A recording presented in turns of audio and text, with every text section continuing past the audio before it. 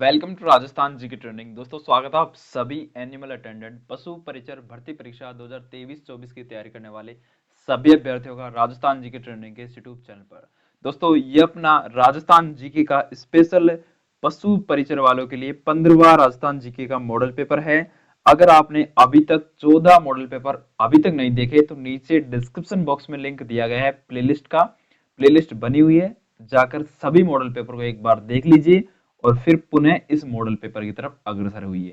ठीक है, तो चलिए आज के अपना 15वां मॉडल पेपर है, इसमें अपन लगभग 40 प्रश्नों की बात करेंगे जो आपकी आने वाली प्रतियोगी परीक्षा एनिमल अटेंडेंट पशु परिचर एनिमल हस्बेंड्री के लिए इंपॉर्टेंट साबित होंगे। तो चलिए बिना किसी विलंब के आज के इस वीडियो की शुरुआत करते हैं। बस आपसे एक छोटी सी रिक्वेस्ट है दोस्तों, छोटी सी रिक्वेस्ट है कि आप इस वीडियो को पेशेंस बनाकर अंत तक जरूर देखना। मैं गारंटी लेता हूं आपके 40 प्रश्नों में से 20 प्रश्न ना सही हो जाए तो मेरे को जरूर कहना। ठीक है, अगर आपने अच्छी तैयारी कर रखी होगी तो आपके जरूर प्रश्न सही होंगे और आपको कॉन्फिडेंस भी मिलेगा और आपकी जो प्रतियोगी परीक्षा के प्रति रुचि है वो भी आपकी जागृत होगी। तो चलिए पहले प्रश्न से शुरुआत करते हैं। पहला प्रश्न बिल्कुल सरल है, निम्नलिखित में से कौन सा राजनीतिक कार्यकर्ताओं संबंधी देशी राज्य सम्मिलित नहीं है। यानी कि एक तरफ है राजनीतिक कार्यकर्ता और एक तरफ है देशी राज्य, उनमें से कौन सा सम्मिलित नहीं है इसके बारे में बताना है। तो नीचे से शुरुआत करते हैं। गोपीलाल यादव दोस्तों भरतपुर के ही हैं, बिल्कुल सही है। भरतपुर देसी रियासत के कार्यकर्ता थे, राजनीतिक कार्यकर्ता गोपीलाल यादव। ठीक है, अब मथुरा दास माथुर मारवाड़ के थे, ये बिल्कुल सही है। ठीक है, और कृष्णदत्त पालीवाल ये अपने धौलपुर के थे, ये भी सही है। तो option number B right answer हो जाएगा कि अपने हरिमोहन माथुर करौली के कार्यकर्ता नहीं थे। तो option number D right answer. ठीक है, चलिए साथियों अगला प्रश्न, दूसरा प्रश्न है दोस्तों कि भरतपुर राज्य प्रजा संघ की स्थापना कब हुई थी। तो दोस्तों भरतपुर राज्य प्रजा संघ की स्थापना आपसे पूछ ले तो धुआं धुआं कर दीजिए इस प्रश्न का। बिल्कुल ही आसान प्रश्न है। भरतपुर राज्य प्रजा संघ की जो स्थापना है वो 1928 में हुई थी साथियों, 1928 में हुई थी, 1928 ईसा पूर्व में हुई थी। ठीक है, तीसरा प्रश्न दोस्तों, 1857 की क्रांति के दौरान जयपुर के पॉलिटिकल एजेंट कौन थे। पॉलिटिकल एजेंट कौन थे दोस्तों, पीए। ठीक है, तो पीए कौन थे उस समय जयपुर के, तो पॉलिटिकल एजेंट पूछ ले 1857 की क्रांति के समय, तो वो थे विलियम ईडन। कौन थे, विलियम ईडन। ठीक है साथियों, विलियम ईडन थे।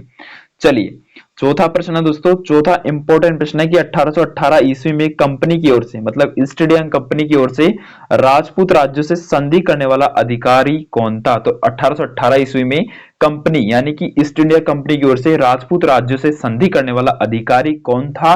तो वो अधिकारी था चार्ल्स मैटकॉफ। कौन था साथियों, चार्ल्स मैटकॉफ था। ठीक है, याद रहेगा चार्ल्स मैटकॉफ था 1858 में जो राजपूतों के साथ संधि की थी इसने। चलिए दोस्तों पांचवा प्रश्न है कि हंटुंडी जो अजमेर में है, हंटुंडी में गांधी आश्रम की स्थापना किसके द्वारा की गई थी। तो दोस्तों हंटुंडी जो अजमेर में है वहां पे गांधी आश्रम की स्थापना करने वाले थे हरिभाऊ उपाध्याय। जी हाँ दोस्तों, कौन थे, हरिभाऊ उपाध्याय थे।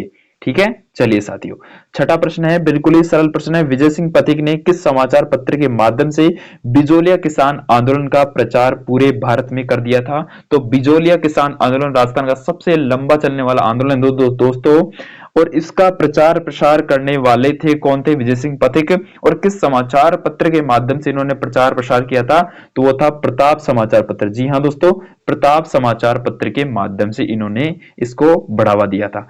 ठीक है, चलिए सातवां प्रश्न है कि अधोलिखित प्रश्नों की सावधानी पूर्वक पढ़िए, यानी कि अधोलिखित प्रश्नों को सावधानी पूर्वक पढ़िए या कथनों को सावधानी पूर्वक पढ़िए। तो पहला और दो कथन है, पहला और दूसरा। तो पहला कथन कह रहा है कि 19वीं सदी के उत्तरार्ध में मेवाड़ में देश हितैषणी सभा की स्थापना की गई थी। और दूसरा अपना कथन है कि सभा का मुख्य उद्देश्य समाज सुधार था। इनमें से कौन सा सही है, ये सही कूट का उपयोग करके अपन को बताना है।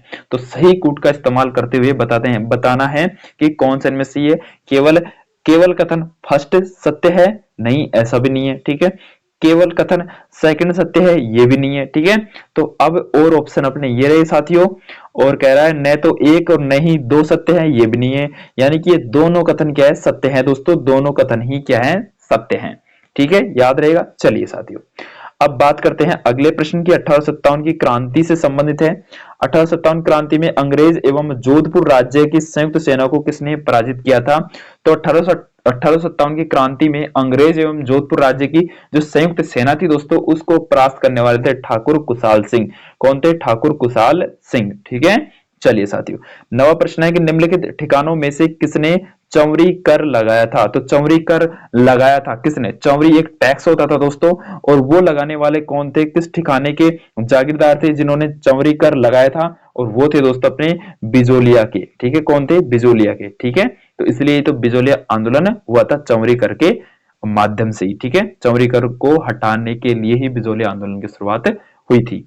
10वां प्रश्न है कि महणसर प्रसिद्ध है। तो महणसर क्या है और क्यों प्रसिद्ध है दोस्तों? इसके बारे में बात करें तो सोने की चित्रकारी के लिए ये महणसर प्रसिद्ध है।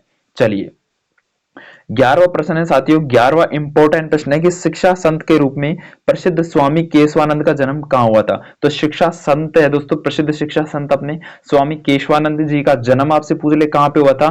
तो मंगलूना गांव में हुआ था दोस्तों। कहां पे हुआ था? मंगलूना गांव में हुआ था। बिल्कुल ही सरल प्रश्न है, इस प्रश्न का भी जवाब आपने दे दिया होगा। चलिए, 12वें प्रश्न का आप धुआं धुआं करिए दोस्तों कि भारतीय लोक कला मंडल संस्थान कहां स्थित है? तो भारतीय लोक कला मंडल संस्थान आपसे पूछ ले कहां पे है? तो इस प्रश्न का उत्तर आपको देना है उदयपुर में है। कहां पे है? उदयपुर में। लोक शब्द जहां पे आ जाए वो उदयपुर से संबंधित ही होगा तो। ठीक है, चलिए, 13वां प्रश्न है कि कार्तिक महीने में चंद्रभागा पशु मेला राजस्थान के किस स्थान पर आयोजित होता है? बिल्कुल ही सरल प्रश्न है साथियों, कार्तिक महीने में चंद्रभागा पशु मेला राजस्थान का सबसे बड़ा पशु मेला है, और ये अपने किस स्थान पर आयोजित होता है इसके बारे में बताना है। तो झालरापाटन में होता है। और झालरापाटन कहां पे है? झालावाड़ में। इसी तरह मैंने आपको कल 14 मॉडल पेपर में बताया था कि उसमें माउंट आबू भी आ रहा था और सिरोही भी आ रहा था, लेकिन माउंट आबू राइट आंसर होगा। इसी प्रकार इसमें झालावाड़ भी आ रहा है और झालरापाटन भी आ रहा है, तो झालरापाटन राइट आंसर होगा। ठीक है, 14वां प्रश्न है कि चित्तौड़गढ़ स्थित विजय स्तंभ पर पहला स्मारक डाक टिकट कब जारी किया गया था? तो चित्तौड़गढ़ स्थित विजय स्तंभ पर पहला स्मारक डाक टिकट जारी दोस्तों कब किया गया था? इसके बारे में आपसे पूछ रहे, तो 1949 में किया गया था पहला डाक टिकट जारी। चलिए, 15वां प्रश्न है साथियों कि अकबर द्वारा निर्मित शुक्र तालाब किस किले में स्थित है? बिल्कुल ही इंपॉर्टेंट और सरल प्रश्न है दोस्तों। शुक्र तालाब अपने अकबर के द्वारा निर्मित है, और ये किस किले में है? तो अकबर द्वारा निर्मित शुक्र तालाब किस किले में स्थित है उसके बारे में बताना है। तो आपको बताना है नागौर के किले में। जी हाँ दोस्तों, नागौर के किले को जीतकर अकबर ने वहां पे शुक्र तालाब का निर्माण करवाया था। चलिए साथियों, लोदरवा क्यों प्रसिद्ध है इसके बारे में बता दीजिए। लोदरवा क्यों प्रसिद्ध है? तो दोस्तों, लोदरवा क्यों प्रसिद्ध है इसके बारे में बात करें तो जैनियों के लिए प्रसिद्ध है दोस्तों, जैनियों के लिए, ना कि सिखों के लिए, ना ही गुजरों के लिए, ना ही जाटों के लिए। ठीक है, किसके लिए प्रसिद्ध है? जैनियों के लिए प्रसिद्ध है अपने लोदरवा। चलिए साथियों, चलिए अगले प्रश्न है, 17वां प्रश्न है कि साहिबदीन नामक चित्रकार को मेवाड़ के किस शासक का संरक्षण प्राप्त था? तो साहिबदीन नामक एक चित्रकार था जिसको मेवाड़ का एक शासक था, उसने उसको संरक्षण प्रदान करके रखा था, और उस मेवाड़ के शासक का नाम था महाराणा जगत सिंह फर्स्ट। ठीक है, 18वां प्रश्न है कि फल्गुबाई का संबंध किस लोक नृत्य है? तो सबको पता होना चाहिए दोस्तों, सबको पता होना चाहिए फल्गुबाई का संबंध किस लोक नृत्य से है। तो फल्गुबाई का संबंध दोस्तों चरी नृत्य से है। जी हाँ दोस्तों, चरी नृत्य से है फल्गुबाई का संबंध। ठीक है, चलिए 19वां प्रश्न है कि निम्नलिखित में से कौन सा वाद्य यंत्र बाकी तीन से अलग है? तो बाकी तीन से अलग कौन सा वाद्य यंत्र है इसके बारे में बता दीजिए। मशक, अलगोजा और शहनाई दोस्तों फूंक देकर बजाया जाता है, जबकि खड़ताल दो चीजों के टकराने से उत्पन्न आवाज होती है खड़ताल। ठीक है, तो मशक, अलगोजा और शहनाई ये अपने तीन, यानी कि ये तीन अलग हैं, और ये मशक इनमें से जो खड़ताल है वो इन तीनों में से अलग है। ठीक है, ये याद रखना है। चलिए साथियों, 20वां प्रश्न है, निम्नलिखित में से किस षड्यंत्र केस में प्रताप सिंह बारेट को कारावास दिया गया था? यानी कि प्रताप सिंह बारेट को किस षड्यंत्र केस में प्रताप सिंह बारेट को कारावास यानी जेल में डाला गया था, इसके बारे में बताना है। तो वो षड्यंत्र केस कौन सा था? बनारस षड्यंत्र मुकदमा। इसके चलते प्रताप सिंह बारेट को उसमें डाला गया था, जेल में। ठीक है, चलिए 21वां प्रश्न है, निम्नलिखित में से कौन सा आभूषण और मानव अंग सम्मिलित नहीं है? एक तरफ है आभूषण, एक तरफ है मानव के अंग। ठीक है, ये रहे आभूषण, ये रहे मानव के अंग। तो दोस्तों इनमें से कौन सा मानव अंग सुम्मिलित नहीं है, इसके बारे में अपन को बताना है साथियों। तो आपको बताया सुरलिया तो कान में पहना जाता है, option number A right answer आ जाएगा। ठीक है, तिमड़िया गले में पहना जाता है, ये भी सही है। ठीक है, तिमड़िया गले में पहना जाता है, ये भी सही है। और तगड़ी अपने कमर में पहनी जाती है, ये भी आपको पता है। रमझोल कलाई में सैली पहनी जाती है सर, नहीं नहीं नहीं, बिल्कुल भी नहीं। तो रमझोल अपना राइट आंसर आ जाएगा। चलिए साथियों, 22वां प्रश्न है दोस्तों, 22वां प्रश्न ध्यानपूर्वक देखिए। 22वां प्रश्न की श्रीधर अंधारे को किस चित्र शैली को प्रकाश में लाने का श्रेय दिया जाता है? तो श्रीधर अंधारे को दोस्तों अपनी एक चित्र शैली है, और उस चित्र शैली का नाम है देवगढ़। देवगढ़ की चित्र शैली को अपने प्रकाश में लाने का श्रेय दिया जाता है श्रीधर अंधारे को। इन्होंने इस चित्रकला शैली को सभी लोगों तक पहुंचाने का प्रयास किया था, इसलिए इसको प्रकाश में लाने का श्रेय भी इन्हीं को दिया जाता है, श्रीधर अंधारे को। ठीक है, चलिए 23वां प्रश्न है साथियों कि सुमरित कीजिए, एक तरफ है कुलदेवी, एक तरफ है जाति। तो सुमरित कर देंगे दोस्तों, बिल्कुल ही सरल प्रश्न है। आप सबको पता है करणी माता, करणी माता अपने चारण समाज की कुलदेवी है दोस्तों, चारण समाज की कुलदेवी है। ठीक है, उसी प्रकार नारायणी माता अपने नाई समाज की कुलदेवी है साथियों, नाई समाज की कुल देवी है। और सकराय माता अपने खंडेल वालों की, और आई माता अपने सिरवी जाति की कुलदेवी है। तो option number C right answer आ जाएगा। 1 का 4, 2 का 3, 3 का 2, 4 का 1। चलिए साथियों, अगला 24वां प्रश्न है कि बातारी फुलवारी कितने खंडों में विभक्त है? तो बातारी फुलवारी दोस्तों अपने कितने खंडों में विभक्त है? इस प्रश्न का जवाब तो देना ही होगा दोस्तों, और ये 14 खंडों में विभक्त है बाताली फुलवारी। ठीक है, चलिए 25वां प्रश्न, गोविंद देव मंदिर जयपुर एवं मदन मोहन मंदिर करौली का संबंध किस संप्रदाय से है? तो दोस्तों गोविंद देव जी का मंदिर जो जयपुर में है, मदन मोहन मंदिर अपने करौली का है। इनका संबंध किस संप्रदाय से रहा है? तो इनका संबंध दोस्तों किस संप्रदाय से रहा है, इसके बारे में अपन को बताना है। तो इसका संबंध रहा है दोस्तों गौड़ीय संप्रदाय से। जी हाँ दोस्तों, गौड़ीय संप्रदाय से इसका संबंध रहा है। चलिए 26वां प्रश्न है, केसरी सिंह बारेट का पुत्र था कौन? प्रताप सिंह बारेट। लेकिन यहाँ पे आया केसरी सिंह बारेट ने चेतावनी रा चुंगटिया किसको संबोधित करने के लिए लिखा था? तो दोस्तों चेतावनी रा चुंगटिया आप सबको पता भी होना चाहिए, ये अपने किसको संबोधित करते हुए लिखा गया था? तो महाराणा फतेह सिंह जी को संबोधित करते हुए लिखा गया था। चलिए 27वां प्रश्न है, जोधपुर का महामंदिर उपासना स्थल है। तो जोधपुर का महामंदिर उपासना स्थल है, जोधपुर का महामंदिर उपासना स्थल है, किसका उपासना स्थल है ये बताना है। तो नाथ संप्रदाय का उपासना स्थल है जोधपुर का महामंदिर। अब भंडार क्या है? तो आप सबको पता होना चाहिए दोस्तों, भंडार क्या है? तो भंडार दोस्तों विवाह पर आयोज्य भोजन को भंडार के नाम से जाना जाता है। जब विवाह होता है तब जो भोजन अपन जीमते हैं, ठीक है, भोजन अपन खाते हैं, तो उसको भंडार का भोज कहते हैं। ठीक है, चलिए साथियों 29वें प्रश्न की ओर चलते हैं कि निम्न में से कौन सा युग्म सुमेलित नहीं है? तो इनमें से कौन सा युग्म सुमेलित नहीं है? एक तरफ है कुछ ग्रंथ और एक तरफ उनके रचयिता रचनाकार। तो इनमें से कौन सा सुमेलित नहीं है, इसके बारे में अपन को बताना है साथियों। तो हमीर महाकाव्य नैनचंद्र सूरी द्वारा, वंश भास्कर सूर्यमल मिश्रण के द्वारा, कुवलयमाला उद्बोधन सूरी, लेकिन पृथ्वीराज विजय अपने चंद्रप्रदाय के द्वारा नहीं लिखी गई। Option number D right answer आ जाएगा, यही गलत है। चलिए 30वां प्रश्न है कि मुंगती नामक कविता संग्रह के रचयिता कौन है? तो मुंगती नामक दोस्तों एक कविता हुई है, और उसके रचयिता दोस्तों आपसे पूछ ले तो आपको बताना है उसके रचयिता का नाम मिठेश निर्मोही है। कौन है? मिठेश निर्मोही है। 31वां प्रश्न है, भील जनजाति के पुरुष कमर पर जो वस्त्र लपेटते हैं उसको क्या कहा जाता है? तो जो भील जनजाति के जो लोग हैं दोस्तों, पुरुष हैं, वो एक कमर पर एक कपड़ा लपेटते हैं, उस कपड़े को दोस्तों क्या कहते हैं? उस वस्त्र को क्या कहते हैं? उस वस्त्र को दोस्तों एक नाम से जाना जाता है, उसका नाम है खोएतू। जी हाँ दोस्तों, खोएतू कहा जाता है। ठीक है, चलिए 4 हाथों वाले देवता। दोस्तों इस प्रश्न का तो आप जवाब दो ही दोगे दोस्तों कि 4 हाथों वाले देवता किसे कहा जाता है? तो कल्ला जी महाराज को कहा जाता है। कल्ला जी राठौड़ को 4 हाथों वाले देवता के नाम से जाना जाता है। ठीक है, वीर कल्ला जी राठौड़। 33वां प्रश्न है, सांप्रदायिक सौहार्द के प्रतीक काजी हमुद्दीन नागौरी किस सूफी सिलसिले के थे? तो काजी हमुद्दीन और नागौरी दोस्तों आपसे पूछ रहे किस सूफी सिलसिले के थे?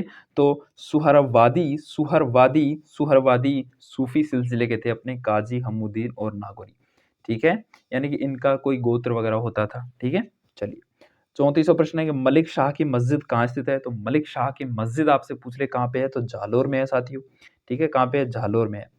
35वां प्रश्न है, भारत की प्रथम जैतून रिफाइनरी राजस्थान में स्थापित की गई थी। तो भारत की प्रथम जैतून रिफाइनरी दोस्तों राजस्थान के लूणकरणसर में स्थापित की गई थी। लूणकरणसर में स्थापित की गई थी, ठीक है, जैतून की फैक्ट्री।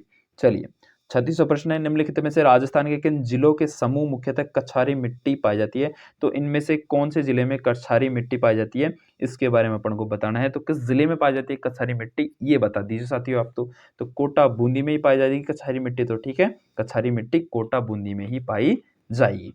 37वां प्रश्न और बिल्कुल सरल प्रश्न है दोस्तों, जनगणना 2011 के अनुसार राजस्थान में लिंगानुपात रहा है। तो जनगणना 2011 के अनुसार राजस्थान का लिंगानुपात आपसे पूछ रहा है। तो राष्ट्रीय औसत से 15 बिंदु कम रहा है दोस्तों, 15 बिंदु कम रहा है राष्ट्रीय औसत से 2011 की जनगणना के अनुसार। 2021 की जनगणना अभी तक हुई नहीं, सिर्फ और सिर्फ 2011 की जनगणना से ही आपसे प्रश्न पूछे जा सकते हैं। ठीक है, चलिए 38वां प्रश्न है, 2011 की जनगणना के अनुसार राजस्थान की कुल जनसंख्या में अनुसूचित जनजाति की जनसंख्या प्रतिशत है। तो अनुसूचित जनजाति की जनसंख्या प्रतिशत आपसे पूछ रही 2011 की जनगणना के अनुसार राजस्थान की कुल जनसंख्या में अनुसूचित जनजाति की जनसंख्या का प्रतिशत आपसे पूछ रही, तो आपको बताना है दोस्तों 13.9% है। ठीक है, अनुसूचित जनजाति। ठीक है, चलिए, और 39वां प्रश्न है, ईसरदा बांध परियोजना किस जिलों में निर्मित किया गया है। तो ईसरदा बांध परियोजना दोस्तों आपसे पूछ रहे टोंक और सवाई माधोपुर जिलों में निर्मित किया गया है ईसरदा बांध परियोजना। ठीक है, और टोंक और सवाई माधोपुर में यहाँ पे सप्लाई होती है पानी की इससे। चलिए साथियों, आज की इस मॉडल पेपर का लास्ट प्रश्न है, निम्नांकित में से कौन सा स्थलाकृति और अवस्थी सही सम्मिलित नहीं है। तो एक तरफ है स्थलाकृति और एक तरफ है उनकी स्थिति। तो कौन सा इनमें से सही सम्मिलित नहीं है, इसके बारे में बता दीजिए और आपकी छुट्टी साथियों।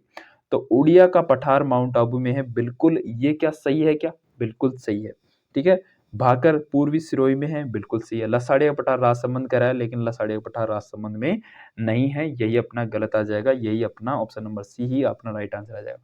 बोराट का पठार कुंभलगढ़ से गोगुंदा के मध्य स्थित है। ठीक है, तो ये थे साथियों 40 प्रश्न, इंपॉर्टेंट 40 प्रश्न। ठीक है, थोड़ी तबीयत डाउन थी इसलिए मैं सही ढंग से नहीं बोल पाया, उसके लिए सॉरी, क्षमा चाहता हूँ साथियों। ठीक है, वीडियो को लाइक जरूर करना और चैनल को सब्सक्राइब कर लीजिए, क्योंकि ऐसे ही मॉडल पेपर आगे आपको मिलते रहेंगे। ठीक है, हमारा टारगेट 100 मॉडल पेपर करवाना है, तो आप लगातार हमारा साथ यूं ही बनाते रहना। थैंक यू, धन्यवाद।